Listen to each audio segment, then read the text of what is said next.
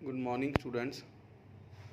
अज का जोड़ा अपना टॉपिक है वो मास्टर काडर का जो टॉपिक मैथेमैटिकल रीजनिंग जिहदे लास्ट एग्जाम दे विच भी 7 क्वेश्चन आए सी तो वो डिस्कस करन लगे आपां अज। तो स्टार्ट करते हैं। ये विच 3 लॉजिकल रिलेशनस होंदे ने। इस तरह लिखते हैं आपां उन्होंने और पा देंगे ने इज इक्वल टू। सब तो पहला स्टार्ट करते हैं आपां ट्रुथ टेबल बारे। ट्रुथ टेबल बारे पता होना चाहिए तुहानूं। ये होंदे ने ट्रुथ टेबल। अगर सिंगल स्टेटमेंट है पी तो अपने कोल ट्रू फॉल्स की फॉर्म दे विच ट्रुथ टेबल होगा। अगर दो ने पी ते क्यू तो 2 की पावर 2 बराबर 4 आउटकम्स होणगे। पहला क्यू दे लिखांगे ट्रू फॉल्स, फिर इधर 2 छड़ के ट्रू 2 छड़ के फॉल्स। ज़्यादातर क्वेश्चन तो 2 वाला ही आऊगा, 3 वाला का चांस घट्टे है। तो 3 वाले दे बन रहे हैं, देखो ट्रू फॉल्स एक एक छड़ के, उरे 2 छड़ के, उरे 4 छड़ के 8 आउटकम्स हो जाएंगे। फिर आ जाता जी ये अपना सब तो पहला कंजंक्शन। तो इन्हों के रिजल्ट पता होने चाहिए ने। कंजंक्शन की है, वट इज़ कंजंक्शन। अगर कंजंक्शन का मतलब हुंदा आ सिंबल एंड का मतलब आपां पता ही है वैसे इंटरसैक्शन हुंदी है। पी एंड क्यू ट्रू कदों होगा। आ क्वेश्चन लास्ट ईयर पेपर च आया सीगा। उन्होंने पूछा सी आ conjunction is true, conjunction true कदों हुंदी है। तो वह आंसर सीगा if P and Q are both true, दोनों ट्रू होणगे जे। लैक्चरार दे पेपर च भी आया सीगा ये। तो इनू करके दिखाना तो करके दिखा सकते हैं आपां। देखो क्यू ट्रू फॉल्स लिख सकते हैं, ट्रू ट्रू फॉल्स। तो एंड कढ़ना इन्हां दा मतलब पी एंड क्यू का मतलब रिजल्ट की कहता, अगर दोनों ट्रू ने तो ट्रू आ, अदरवाइज फॉल्स है। अगर दोनों ट्रू ने तो ट्रू आ, अदरवाइज फॉल्स है। तुसी आ याद रखना आ वाला। नैक्सट आ गया जी डिसजंक्शन। और का मतलब अपना यूनीअन भी हुंदा। डिसजंक्शन का सिंबल आ हुंदा। ये फॉल्स कदों हुंदी है, अगर दोनों फॉल्स होण। कंजंक्शन ट्रू हुंदी है, डिसजंक्शन फॉल्स हुंदी है कदों, जो दोनों फॉल्स हो जान। आ देखो फिर आ गया ये जिन्हों आपां कॉम्पलीमेंट बोलते सैट थ्योरी दे विच। इत्थे वो निगेशन दे नाल लिखिया जाता है। What is negation. निगेशन का सिंबल आ हुंदा। निगेशन का मतलब बिल्कुल उल्ट। देखो आह जे मान लो पी है ट्रू फॉल्स, तो निगेशन पी की होगा इसका उल्ट, ट्रू का फॉल्स, फॉल्स का ट्रू। ये रिजल्ट ने एज इट सीधे ही रिजल्ट तुहानूं याद कर लो, ज़्यादा वधिया आ सकते हैं। Negation P is equal to P. जिस तरह आप पढ़ते रहे हैं ए का complement is equal to A. तो नैक्सट है डी मॉर्गनस लॉ। तुसीं पढ़िया है सैट थ्योरी दे विच ए यूनीअन बी का whole complement is equal to A complement intersection B complement. ये पढ़िया। सिमिलरली इत्थे पढ़ांगे कॉम्पलीमेंट नूं लिखांगे निगेशन ए, यूनीअन आपां काहदे नाल लिखिया एंड नाल। आ यूनीअन का सिंबल आ नीचे वाला, बी काहदे बराबर है निगेशन ए, जे और सीगा एंड च चेंज हो जाऊगा निगेशन बी। इस तरह ये दोनों रिजल्ट याद कर लेने आ 3 वाला ये एसोसिएटिव लॉ। ठीक है जी। फिर यदा आप ट्रुथ टेबल बना के दसिया है पी एंड निगेशन पी। यदा ट्रुथ टेबल की हुंदा, यदा truth table P and negation P का ऑलवेज फॉल्स हुंदा। याद रख लो ऑलवेज फॉल्स। पी ते निगेशन पी का। नैक्सट रिजल्ट है पी एंड पी और क्यू काहदे बराबर हुंदा पी दे। आ क्वेश्चन पे एग्जाम दे विच आया होया, आपां सॉल्व करन लगे हैं। पी और क्यू एंड निगेशन पी और निगेशन क्यू फॉल्स कदों होगा। If P and Q are, ये ऑप्शन दित्ती हुई ने both false, both true, either both true both false, none. तो तुसीं की करना कर सकते हो आराम नाल, टाइम हुंदा है। पहला क्यू लिखिया फिर पी लिखिया, ਨਗੇਸ਼ਨ P ਨਗੇਸ਼ਨ Q ਲਿਖਿਆ, P ਔਰ Q ਲਿਖਿਆ। P ਔਰ Q ਦਾ ਮਤਲਬ ਕੀ ਹੈ, ਦੋਨੋਂ ਫਾਲਸ ਕਦੋਂ ਨੇ? ਜੇ ਦੋਨੋਂ ਫਾਲਸ ਨੇ ਤਾਂ ਆਨਸਰ ਫਾਲਸ ਆ, ਅਦਰਵਾਈਜ਼ ਟਰੂ ਆ। ਫਿਰ ਕੀ ਹੈ, ਨਗੇਸ਼ਨ P ਤੇ ਨਗੇਸ਼ਨ Q ਦਾ ਔਰ ਕਰਨਾ, ਮਤਲਬ ਜੇ ਦੋਨੋਂ ਫਾਲਸ ਨੇ ਤਾਂ ਫਾਲਸ, ਅਦਰਵਾਈਜ਼ ਟਰੂ। ਹੁਣ ਇਹਨਾਂ ਦੋਨਾਂ ਨੂੰ ਇਕੱਠੇ ਕਾਹਦੇ ਨਾਲ ਕਰਨਾ, ਉਹ ਕਹਿੰਦਾ ਐਂਡ ਨਾਲ। ਐਂਡ ਕੀ ਆ, ਜੇ ਦੋਨੋਂ ਟਰੂ ਨੇ ਤਾਂ ਟਰੂ ਆ, ਰਿਜ਼ਲਟ ਪੜ੍ਹਿਆ ਆਪਾਂ। ਜੇ ਦੋਨੋਂ ਟਰੂ ਨੇ ਤਾਂ ਟਰੂ ਆ, ਆਹ ਦੇਖੋ ਆਹ ਕੇਸ ਦੇ ਵਿੱਚ ਟਰੂ ਆ ਗਿਆ, ਦੋਨੋਂ ਟਰੂ ਨੇ ਤਾਂ ਟਰੂ ਆ, ਅਦਰਵਾਈਜ਼ ਫਾਲਸ। ਤਾਂ ਉਹਨੇ ਤੁਹਾਨੂੰ ਕੀ ਕਿਹਾ, ਕਹਿੰਦਾ ਇਹਨਾਂ ਦਾ ਜਿਹੜਾ ਰਿਜ਼ਲਟ ਹੈ ਫਾਲਸ। ਆਹ ਦੇਖੋ ਫਾਲਸ ਆ ਰਿਹਾ ਨਾ, ਇਹ ਫਾਲਸ ਕਦੋਂ ਹੈ? ਇਹਦੇ ਅਕੋਰਡਿੰਗਲੀ ਦੇਖੋ, ਜਾਂ ਤਾਂ P ਤੇ Q ਦੋਨੋਂ ਟਰੂ ਨੇ, ਜਾਂ ਦੋਨੋਂ ਕੀ ਨੇ, ਫਾਲਸ ਨੇ। ਤਾਂ ਇਹਦਾ ਆਨਸਰ ਆ ਗਿਆ C। ਇਸ ਤਰ੍ਹਾਂ ਤੁਸੀਂ ਕਰ ਸਕਦੇ ਹੋ। ਅਗਲਾ ਆ ਗਿਆ ਜੀ, P ਐਂਡ negation P ਔਰ Q is tautology, contradiction, logical, equal to P and Q। ਆਹ ਹਜੇ ਆਪਾਂ ਪੜ੍ਹੇ ਨਹੀਂ ਹੈਗੇ, ਇਸ ਕਰਕੇ ਇਹ ਆਨਸਰ ਆਪਣਾ ਵੈਸੇ ਆਪਾਂ ਛੱਡ ਰਹੇ ਹਾਂ। ਆਹ ਆਨਸਰ ਬਣ ਸਕਦਾ, ਆਪਾਂ ਇਹਨੂੰ ਕਰਕੇ ਦਿਖਾ ਦਿੰਦੇ ਹਾਂ। ਆਹ ਸਾਰਾ ਆਪਾਂ ਕਰਿਆ, ਆਹ ਦੇਖੋ ਆਹ ਰਿਜ਼ਲਟ ਸਾਰਾ ਜਿਹੜਾ ਕੱਢਿਆ ਇਹ ਇਹਦੇ ਬਿਲਕੁਲ ਬਰਾਬਰ ਹੈ, true true, false false, false false. ਅਤੇ ਇਸ ਕਰਕੇ ਇਹਦੇ ਇਕੁਅਲੈਂਟ ਹੈ P ਐਂਡ Q ਦੇ। ਇਹ ਯਾਦ ਵੀ ਕਰ ਲਓ, ਜ਼ਿਆਦਾ ਵਧੀਆ ਇੱਦਾਂ ਹੀ ਯਾਦ ਕਰ ਲਓ। ਨੈਕਸਟ ਆ ਗਿਆ ਜੀ ਆਪਣਾ, ਜਿਹੜੇ ਆਪਾਂ ਸਟੇਟਮੈਂਟਸ ਨੈਕਸਟ ਨੇ, conditional statement P if P then Q। ਇਹਨੂੰ ਕਾਹਦੇ ਨਾਲ ਲਿਖਦੇ ਆ, P ਇੰਪਲਾਈਜ਼ Q ਨਾਲ ਲਿਖਦੇ ਆ। ਇਹ ਟਰੂ ਕਦੋਂ ਹੋਊਗੀ, ਇਹ ਯਾਦ ਰੱਖਣੀ ਹੈ।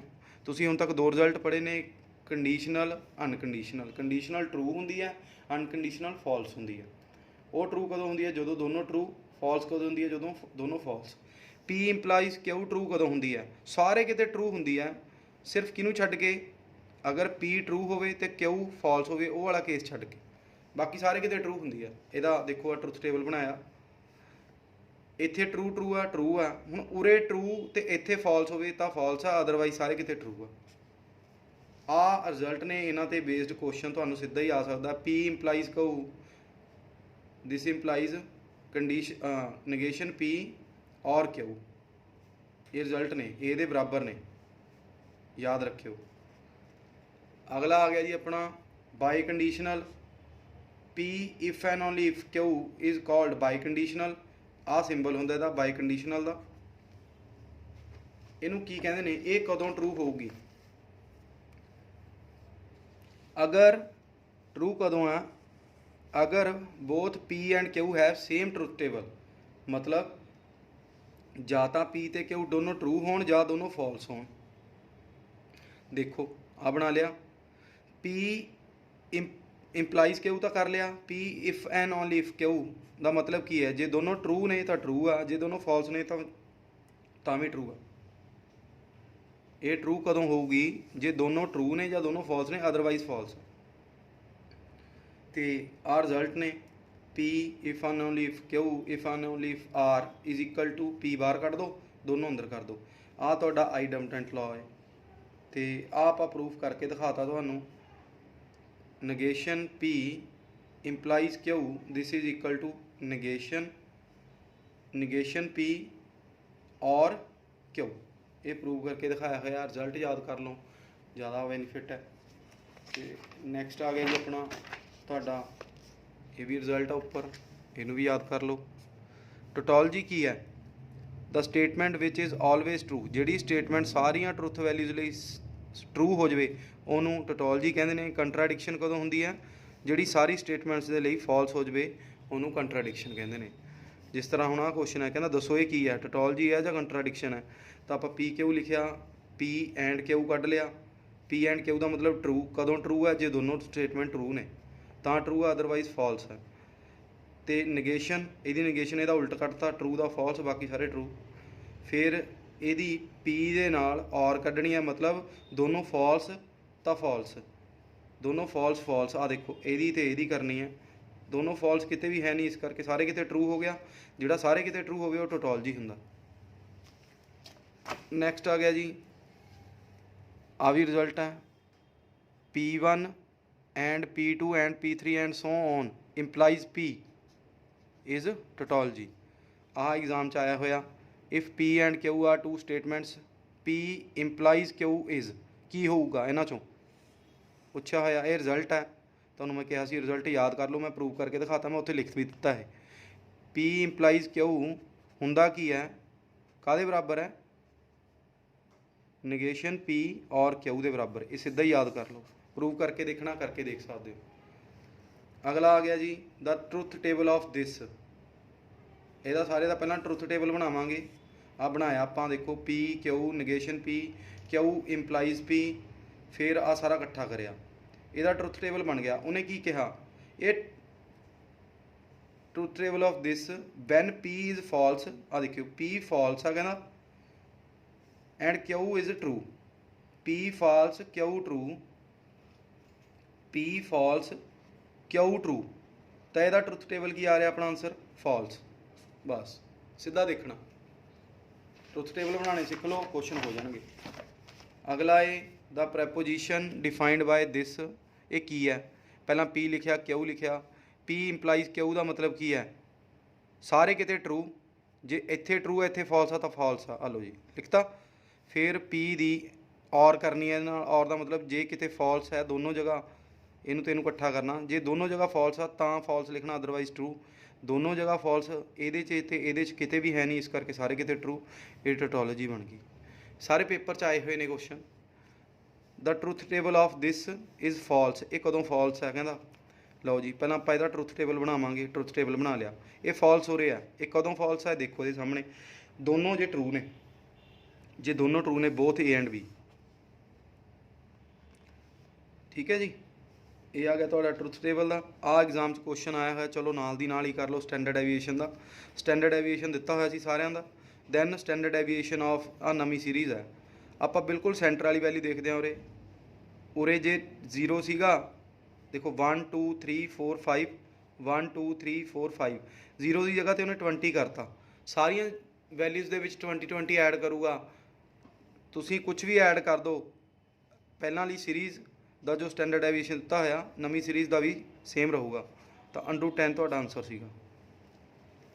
ਫਿਰ ਆ ਗਏ ਜੀ, ਇਹ ਲੈਕਚਰਾਰ ਦੇ ਪੇਪਰ ਦੇ ਵਿੱਚ ਆਏ ਹੋਏ ਕੁਐਸਚਨ ਨੇ ਕੁਛ। ਕਹਿੰਦਾ ਆ ਪ੍ਰੈਪੋਜੀਸ਼ਨ ਜਿਹੜੀ ਦਿੱਤੀ ਹੋਈ ਹੈ ਇਹ ਕਾਹਦੇ ਬਰਾਬਰ ਹੈ ਇਹਨਾਂ 'ਚੋਂ, ਤਾਂ ਆਦਾ ਆਪਾਂ ਪਹਿਲਾਂ ਵੀ ਕਰ ਚੁੱਕੇ। P Q ਸਾਰਾ ਆਪਾਂ ਟਰੁੱਥ ਟੇਬਲ ਬਣਾ ਲੈਣਾ, ਫਿਰ ਦੇਖ ਲੈਣਾ ਕਿਹਦੇ ਬਰਾਬਰ ਹੈ। ਟੋਟੋਲੋਜੀ ਇਹ ਬਣੀ ਹੈ ਨਹੀਂ, ਕਿਉਂਕਿ ਸਾਰੇ ਟਰੂ ਨਹੀਂ ਹੋਏ, ਸਾਰੇ ਫਾਲਸ ਨਹੀਂ ਹੋਏ, ਤਾਂ ਇੱਕੇ ਆਪਸ਼ਨ ਬਚੀ ਸੀ, ਆਪਾਂ ਟਿਕ ਮਾਰਤੀ। ਅਗਲਾ ਕੁਐਸਚਨ ਹੈ, ਇਹਦਾ ਟਰੁੱਥ ਟੇਬਲ ਬਣਾਉਣਾ ਹੈ, ਬਣਾ ਲਿਆ। ਠੀਕ ਹੈ ਜੀ, ਆ ਮੈਂ ਇਕੱਠਾ ਬਣਾ ਲਿਆ, ਇੱਥੇ ਬਸ ਸਿੰਬਲ ਪਾਤਾ ਇਕੱਲਾ ਇਹਨਾਂ ਦੋਨਾਂ ਦਾ, ਆਹ ਚੀਜ਼ ਬਣ ਗਈ। ਉਹ ਕਹਿੰਦਾ ਫਾਲਸ ਕਦੋਂ ਹੈ, ਫਾਲਸ ਕਦੋਂ ਹੈ, ਇੱਕ ਫਾਲਸ ਉਰੇ ਹੈ, ਇੱਕ ਉਰੇ ਆ। ਕਦੋਂ ਫਾਲਸ ਹੈ, ਜਦੋਂ ਇਹਦੇ ਅਕੋਰਡਿੰਗਲੀ ਦੋਨੋਂ ਟਰੂ ਨੇ ਜਾਂ ਦੋਨੋਂ ਫਾਲਸ ਨੇ। ਆਨਸਰ ਹੈ। ਪੇਪਰ 'ਚ ਆਏ ਹੋਏ ਕੁਐਸਚਨ ਨੇ, ਈਜ਼ੀ ਕੁਐਸਚਨ ਨੇ, ਬਿਲਕੁਲ ਸੌਖੇ। ਆ ਵੀ ਕੁਐਸਚਨ ਪੇਪਰ 'ਚ ਆਇਆ ਹੋਇਆ। P ਕੀ ਹੈ, N is odd, N square is odd. P implies Q, A employees Q, ਕੀ ਹੋਊਗਾ ਇਹ, ਆਲਵੇਜ਼ ਟਰੂ ਹੁੰਦਾ, ਯਾਦ ਰੱਖਣਾ। ਠੀਕ ਹੈ ਜੀ। ਨੈਕਸਟ ਤੁਹਾਡੇ ਸਾਹਮਣੇ ਕੱਲ ਪ੍ਰੋਬੇਬਿਲਿਟੀ ਦੀ ਵੀਡੀਓ ਲੈ ਕੇ ਆਵਾਂਗੇ ਜਲਦੀ। ਕੱਲ ਲੈ ਕੇ ਆਵਾਂਗੇ ਪ੍ਰੋਬੇਬਿਲਿਟੀ ਦੀ ਵੀਡੀਓ, ਜਿਹੜੇ ਪੇਪਰਾਂ ਦੇ ਵਿੱਚ ਕੁਐਸਚਨ ਆਏ ਨੇ ਸਾਰੇ ਸੋਲਵ ਕਰਕੇ। ਠੀਕ ਹੈ ਜੀ। ਅਗਰ ਵੀਡੀਓ ਲੱਗੇ ਵਧੀਆ ਤਾਂ ਪਲੀਜ਼ ਚੈਨਲ ਨੂੰ ਲਾਈਕ, ਸ਼ੇਅਰ ਅਤੇ ਸਬਸਕ੍ਰਾਈਬ ਕਰਿਓ। Thank you, bye.